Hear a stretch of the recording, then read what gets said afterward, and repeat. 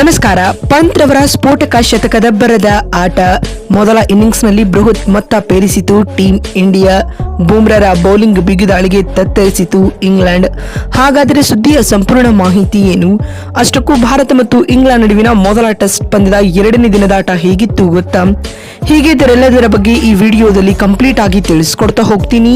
ಆದ್ದರಿಂದ ದಯವಿಟ್ಟು ಈ ವಿಡಿಯೋವನ್ನ ಕೊನೆವರೆಗೂ ನೋಡಿ.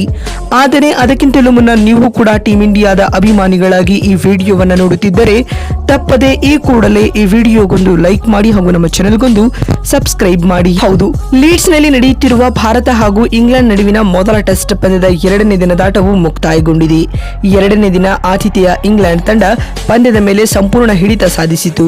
ದಿನದ ಆರಂಭದಲ್ಲಿ ಭಾರತ ತಂಡವನ್ನ 271 ರನ್ಗಳಿಗೆ ಕಟ್ಟಿ ಹಾಕಿದ ಇಂಗ್ಲೆಂಡ್ ತಂಡ ದಿನದಾಟದ ಅಂತ್ಯಕ್ಕೆ 3 ವಿಕೆಟ್ ಕಳೆದುಕೊಂಡು 209 ರನ್ ಕಲೆ ಹಾಕಿದೆ.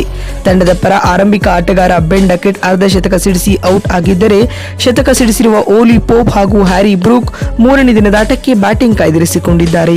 ಇತ್ತ ಭಾರತ ತಂಡದ ಪರ ಮಾರಕ ಬೌಲಿಂಗ್ ದಾಳಿ ನಡೆಸಿದ ಜಸ್ಪ್ರೀತ್ ಬುಮ್ರಾ 3 ವಿಕೆಟ್ ಉರುಳಿಸಿದ್ದಾರೆ. ವಾಸ್ತವವಾಗಿ 359 ರನ್ಗಳಿಗೆ 3 ವಿಕೆಟ್ ಕಳೆದುಕೊಂಡಿದ್ದಾಗ 2ನೇ ದಿನದಾಟವನ್ನು ಆರಂಭಿಸಿದ್ದ ಟೀಂ ಇಂಡಿಯಾಗೆ ಶುಭ್ಮನ್ ಗಿಲ್ ಹಾಗೂ ರಿಷಬ್ ಪಂತ್ ಒಳ್ಳೆಯ ಜೊತೆಯಾಟವನ್ನು ನೀಡಿದರು ಸ್ನೇಹಿತರೆ. ಈ ಮಧ್ಯೆ ಶುಭ್ಮನ್ ಗಿಲ್ 147 ರನ್ ಬಾರಿಸಿ ವಿಕೆಟ್ ಒಪ್ಪಿಸಿದರು. ಆದರೆ ವಿಕೆಟ್ ಕೀಪರ್ ಕಮ್ ಬ್ಯಾಟ್ಸ್ಮನ್ ಹಾಗೂ ವೈಸ್ ಕ್ಯಾಪ್ಟನ್ ರಿಷಬ್ ಪಂತ್ ಸ್ಫೋಟಕ ಸೆಂಚುರಿ ಸಿಡಿಸಿದರು. ಅಂತಿಮವಾಗಿ ರಿಷಬ್ ಪಂತ್ 178 ಎಸೆತಗಳಿಂದ 134 ರನ್ ಬಾರಿಸಿ ವಿಕೆಟ್ ಒಪ್ಪಿಸಿದರು. ಆದರೆ ಅದಾದ ಬಳಿಕ ಬಂದ ಯಾವೊಬ್ಬ ಬ್ಯಾಟ್ಸ್ಮನ್ ಕೂಡ ಹೇಳಿಕೊಳ್ಳುವಂತ ಪ್ರದರ್ಶನವನ್ನ ನೀಡಿರಲಿಲ್ಲ. ಅಂತಿಮವಾಗಿ ಟೀಂ ಇಂಡಿಯಾ ಮೊದಲ ಇನ್ನಿಂಗ್ಸ್ ನಲ್ಲಿ 471 ರನ್ ಕಲೆ ಹಾಕಿ ಆಲ್ಔಟ್ ಆಗಿತ್ತು. ಅತ್ತ ಇಂಗ್ಲೆಂಡ್ ತಂಡದ ಪರ ಬೆನ್ ಸ್ಟೋಕ್ಸ್ ಹಾಗೂ ಜೋಸ್ ಟಾಂಗ್ ರವರು ತಲಾ 4 ವಿಕೆಟ್ ಗಳನ್ನ ಕಬಳಿಸಿದರು ಮತ್ತು ಟೀಂ ಇಂಡಿಯಾವನ್ನ 471 ರನ್ಗಳಿಗೆ ಆಲ್ಔಟ್ ಮಾಡಿ ಬ್ಯಾಟಿಂಗ್ ಆರಂಭಿಸಿದ್ದ ಇಂಗ್ಲೆಂಡ್ಗೆ ಉತ್ತಮ ಆರಂಭ ಸಿಗಲಿಲ್ಲ. ವೇಗಿ ಜಸ್ಪ್ರೀತ್ ಬುಮ್ರಾ ಮೊದಲ ಓವರ್ನಲ್ಲಿ ಜಾಕ್ ಕ್ರಾಲಿರವರನ್ನ ಪೆವಿಲಿಯನ್ ಗಟ್ಟಿದರು. ಹೀಗಾಗಿ ಪಂದ್ಯದಲ್ಲಿ ಭಾರತ ಹಿಡಿತ ಸಾಧಿಸಿರುವಂತೆ ತೋರಿತು. ಆದರೆ ಆ ಬಳಿಕ ಟೀಂ ಇಂಡಿಯಾದ ಆಟಗಾರರು ಕೈಚೆಲ್ಲಿದ ಕ್ಯಾಚ್ಗಳು ಪಂದ್ಯವನ್ನ ಇಂಗ್ಲೆಂಡ್ನತ್ತ ವಾಲಿಸಿದವು.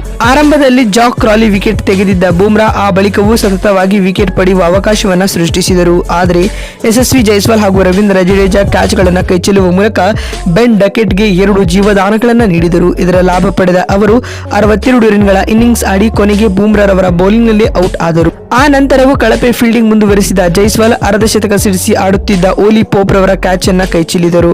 ಆ ಕ್ಯಾಚ್ ಕೂಡ ಬುಮ್ರಾರವರ ಬೌಲಿಂಗ್ ನಲ್ಲಿ ಕೈತಪ್ಪಿತು. ಹೀಗಾಗಿ ಟೀಂ ಇಂಡಿಯಾ ಮೊದಲು ಕೆಳ ಕ್ರಮಾಂಕದ ಕಳಪೆ ಬ್ಯಾಟಿಂಗ್ ನಿಂದಾಗಿ ಆ ನಂತರ ಕಳಪೆ ಫೀಲ್ಡಿಂಗ್ ನಿಂದಾಗಿ 2ನೇ ದಿನದಾಟದಲ್ಲಿ ಸಂಪೂರ್ಣವಾಗಿ ಹಿನ್ನಡೆಯನ್ನ ಅನುಭವಿಸಿತು.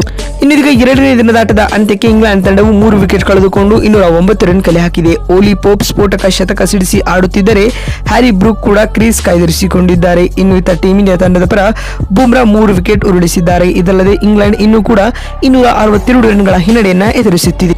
ಮತ್ತೊಂದು ವಿಡಿಯೋದಲ್ಲಿ ಸಿಗ್ತೀನಿ. ಅಲ್ಲಿವರೆಗೂ ನಮಸ್ಕಾರ, ಧನ್ಯವಾದಗಳು.